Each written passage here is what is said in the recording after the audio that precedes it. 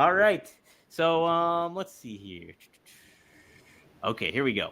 So we talked about on the show a few times about how in April you wrestled in Pittsburgh. On May 8th, 2006, in Pittsburgh, you were in a handicap match where you wrestled Umaga, Shane McMahon, and at the time, the ECW World Champion, Vince McMahon. So you actually got to wrestle both him and Vince McMahon. Speaking of Vince, he's our spotlight segment. Yes. So, like, when did you first meet Vince? Was this when you went to WWF for the first time there? Dude, I love how this vibe is just flowing. Wasn't someone just talking about wrestling Shayna? Yeah, right? How about that? And you don't get the notes, just so you know, everybody knows. You don't get the notes. This was cool for me, though.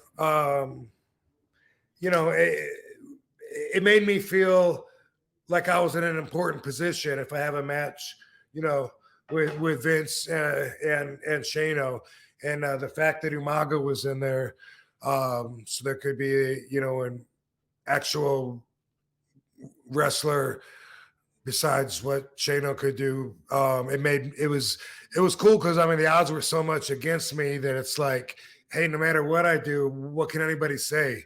Hey, you got your ass kicked. Well, come on, dude. There's like 3 of them, but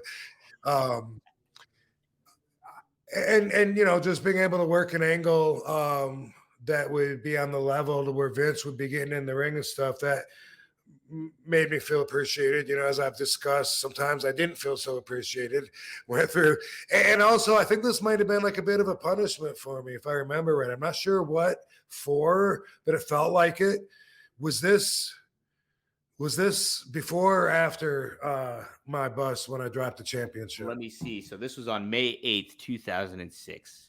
And this took place in Pittsburgh. So I'm trying to think when you. Yeah, June was the pay-per-view, I think. June was when it. Okay.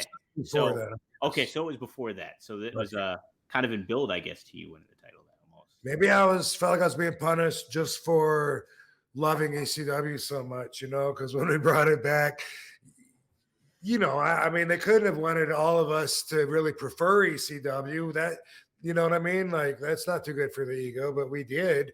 The wrestlers and the fans, a lot of the fans, a lot of us, we just, we loved that style, that whatever it was that we all loved about it.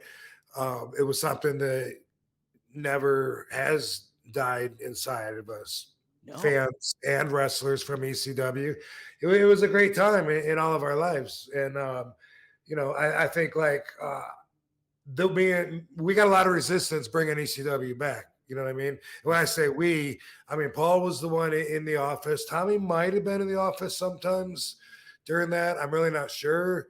But then, I would always meet with Paul afterwards, and we'd always talk about stuff. And, we felt like we were the nucleus of the team of Go ECW, plus whatever writers were marks for ECW. I wouldn't, Paul had that relationship, so he would know who was on his side and stuff. But I also know that a lot of the agents were against it. Like, really? You want to do that?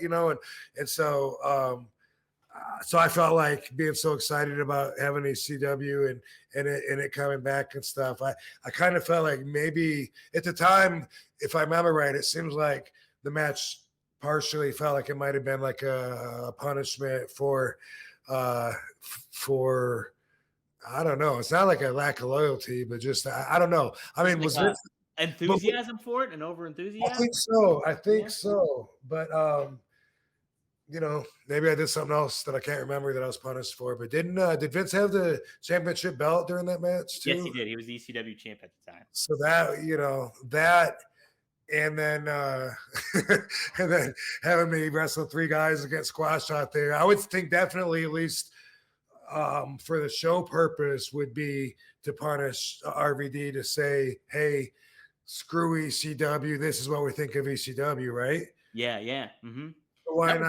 So why not backstage too? I know, like in the back of my mind, that's probably what I would be thinking too. I think that would be what was in mind for it. Him having the championship belt. Them out there, beating the crap out of the top ECW guy. Yeah, right.